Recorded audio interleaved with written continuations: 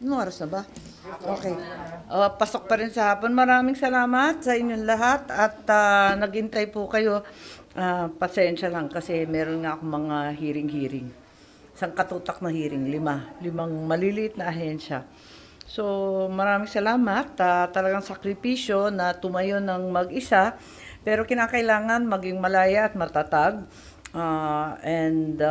Eto nga, maraming nagsasabi noon na ako'y namamangka sa dalawang ilog.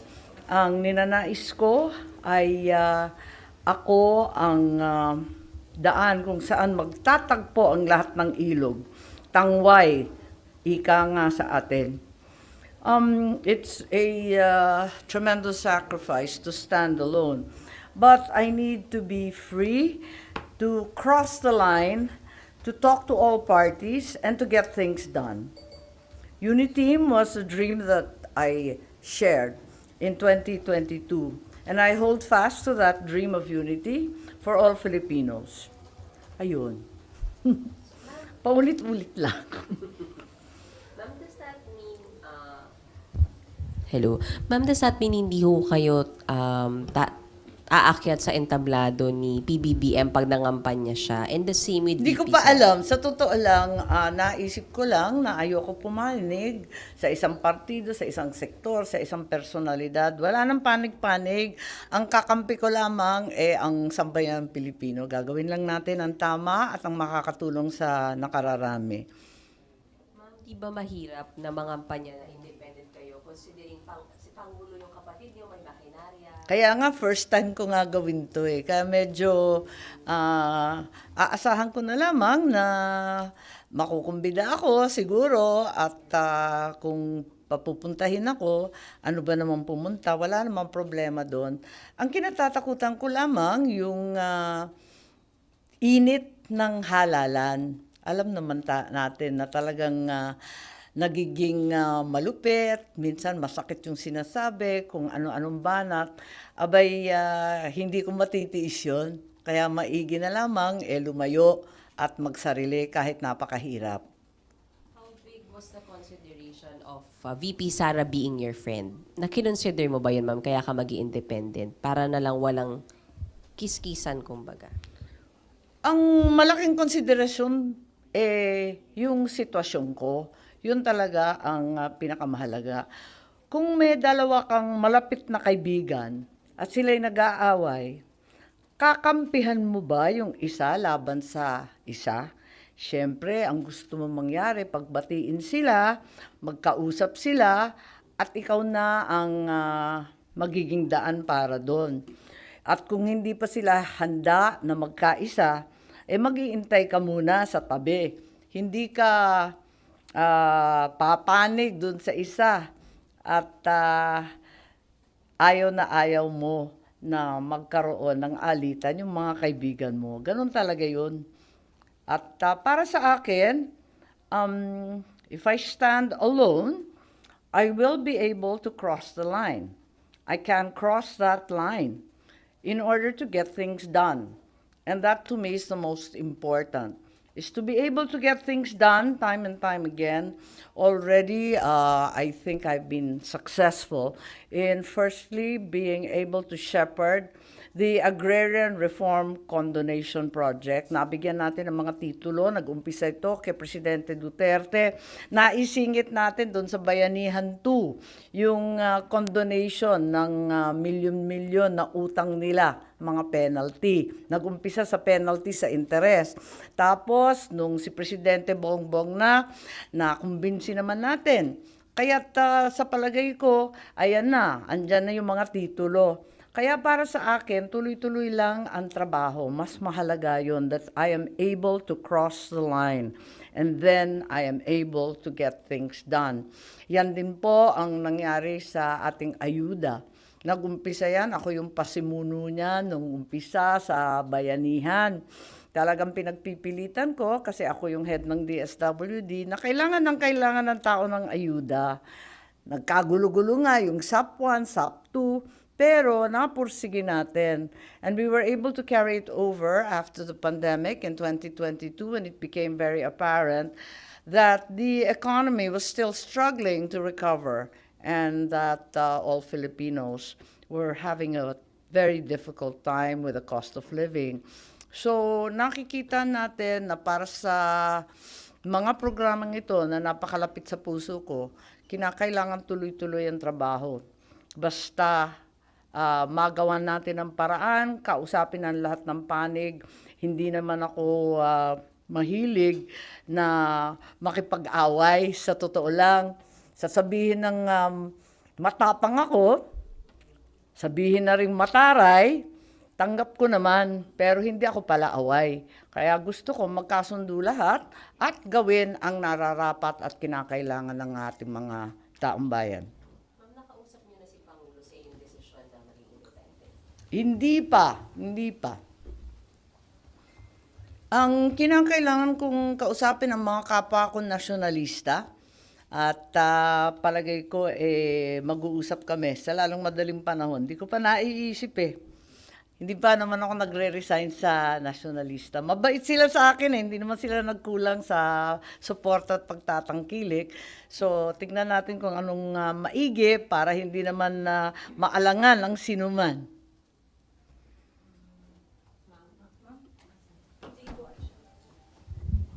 Maglalaban nga raw ho ba yung mga anak nyo ni Presidente sa Ilocos? May anak din kayong tao sa Ilocos na makakalaban ng anak ni Presidente. Ay, walang ganon. Wala namang ganon. Kailanman, di naman kami nag-alitan o nag-away ng kapatid ko Sa totoo lang. Mahal na mahal namin si Bongbong. Ever since siyang pinakamabait sa amin lahat At saka iisang lalaki yan. Ading ko pa. Kaya hindi naman kami nag-away kailanman, hindi nagkaalitan at hindi mangyayari na maglalaban-laban yung mga anak namin. Si Sandro, magpapare-elect, si Matt, magre-re-elect. Iba naman yung posisyon ng dalawa. Nagkukonsultahan nga sa mga survey at palapit na ang filing. Basta hindi mangyayari ma'am na maglalaban mga anak nila sa Ilocos. Wag naman sana. Yung pinsan ang hindi uso. Aray ko.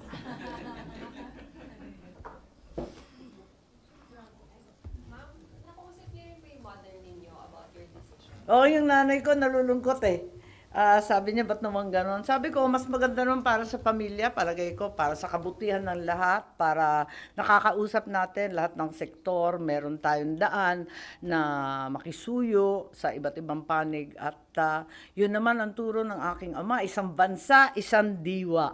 Huwag tayo magkawatak-watak. Tapos, ma'am, nabanggit niyo po na gusto niyo nga po you're able to cross party lines. So, ma'am, meron po kayong plano na mamagitan din po kay VP Sara and sa kapatid niyo? Sa palagay ko, secondary na lang yan Ang akin talaga talagang kailangan na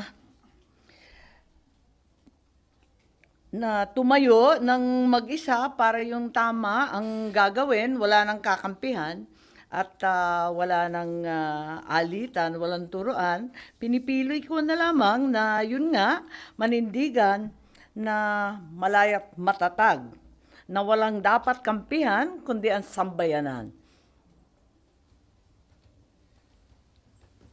Pinapaliwanag ko pa sa nanay ko. Sorry, Ma'am Colette, so pag na-invite kayo ni Pangulo sa entablado niya, okay lang sa inyo? Okay lang sa akin, tignan natin. Pero alam mo, may tinanong siya sabi niya, kung bahagi ka ng alyansa, babanatan mo ba ako? Di sabi ko, nagpaabot din ako ng message.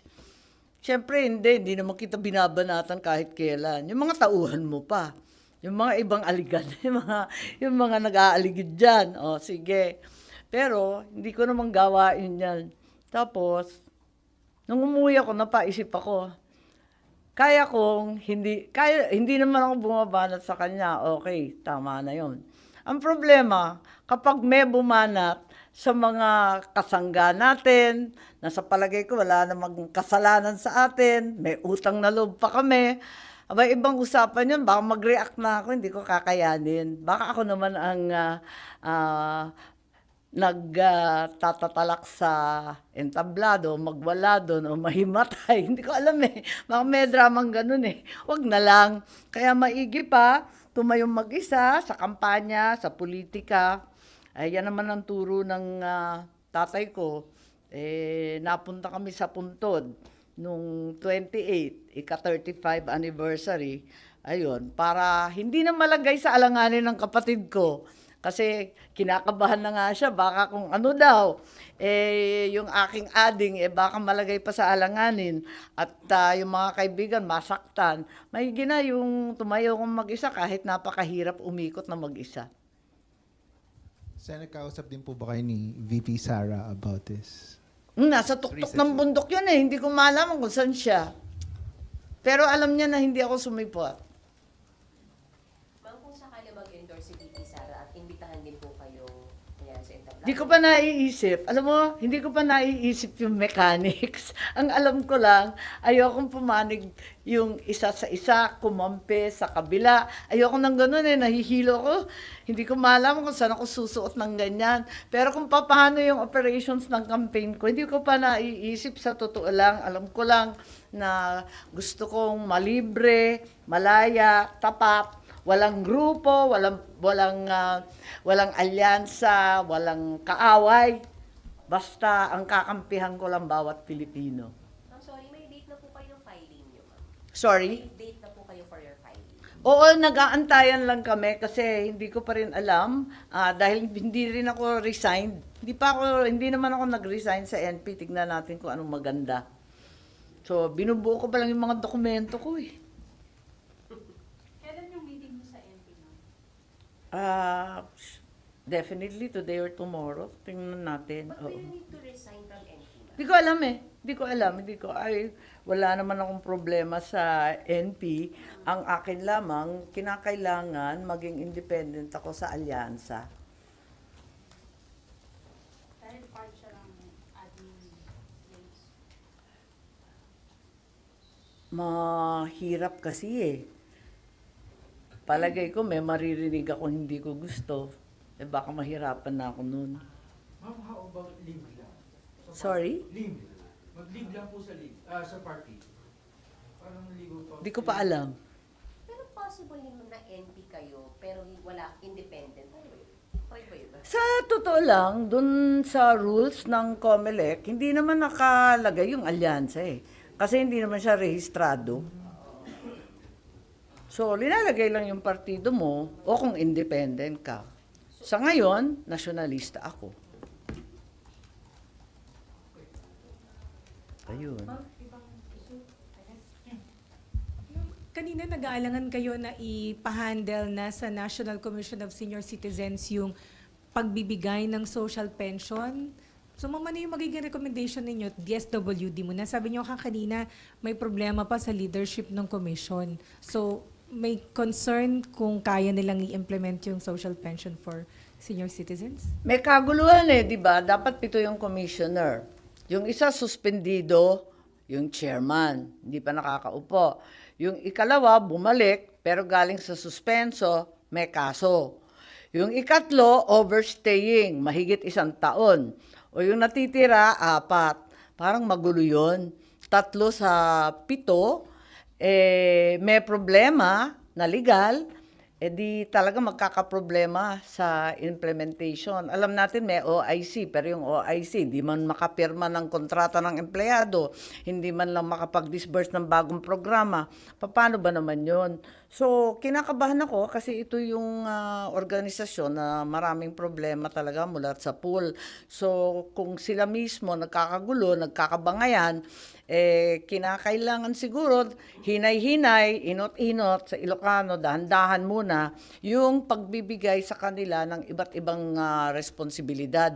Ang laki ng social stipend, yung senior citizen stipend, halos aabot ng 60 million mahigit by next year. 60 billion. Ang laki kaya nun. Ang empleyado nila sa ngayon 200 plus lang. Sa pamimigay lang na physical o kahit sa pay portal, mahirapan sila. Hindi pa nila napapag-usapan at hindi ata nila alam na kapag na-digitize, may payment fees. baka hindi rin matuwa yung ating mga lola at lolo. Kailangan na gawan ng paraan kung paano malibre yan para buong buo. Otherwise, magkakaproblema na naman tayo sa reklamo na hindi binigay ng buo. So, there are so many issues. Wala pa silang field offices. Iilan lang yung field offices nila. At saka doon sa field offices na ilan daw yung sabi kanina? 11. So kulang pa rin yun kasi 16 ang ating region. Kada region, 1 or 2 lang yung employees nila. Ang kanilang constituency, ang intended beneficiaries, nasa ilang milyong katao. Oo. Hindi naman lahat ng senior citizens ang tumatanggap ng social pension. Yung tinatawag lang na mga marginalized, yung mahihirap lang talaga. So, ma'am, ano yung recommendation ninyo? Kasi 2025 ang dapat, Iko-konsulta natin yung DSWD kung handa sila mag-turnover ng empleyado at tutulong sila hanggang what extent kasi magkakagulo-gulo din yan. Magkakaproblema rin, ang laging problema, yung BARM, yung issue ng BARM, dahil yung BARM may sariling DSWD rin sila, pero yung continuing projects katulad ng 4Ps, tuloy-tuloy pa rin ang DSWD. Pero medyo komplikado itong social stipend. Sakot ba o hindi? Ikalawa, ngayon, nagka-problema na naman kasi yung Sulu hindi nakasali. So, kukunin na naman ba yun sa Zamboanga, sa Region 9 o hindi? Tapos, meron pang Negros Island Region. Wala sa buong budget ng 2025 yan. So, idadagdag ba yung Negros Island Region or tsaka na o nakalimutan na o eto na naman tayo? Kasi dati naumpisahan na yan tapos inatras, di ba? So, marami tayong kailangan pinapag-usapan muna. So, I think we need to consult the DSWD, certainly the DBM and the economic managers, how to figure out this morass of questions. pero sa ngayon wala pa kayong recommendation, ma'am, na DSWD na muna mag-handle at least until next year? Well, tignan natin kung mabuo natin, kung mabilis sila makapag-appoint ng mga bagong commissioner, kung mahatulan yung mga kaso ng mga suspendido.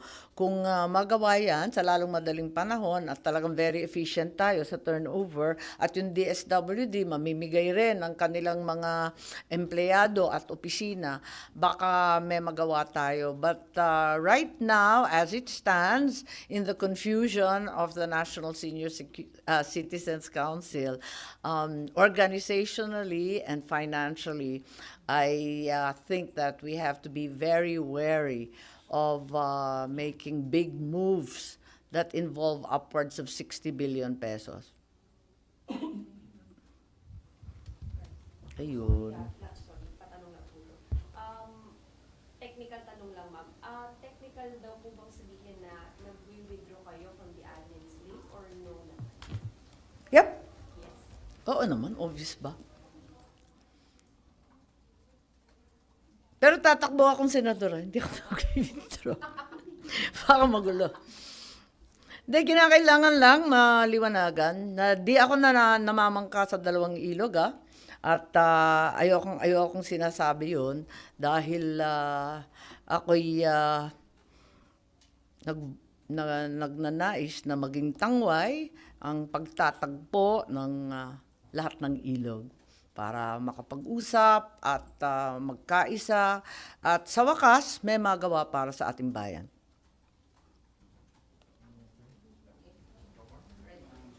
Finish. I have one more sakit ng ulo. The Climate Change Commission. I have one pa, they're there. Oo. Ang commission na walang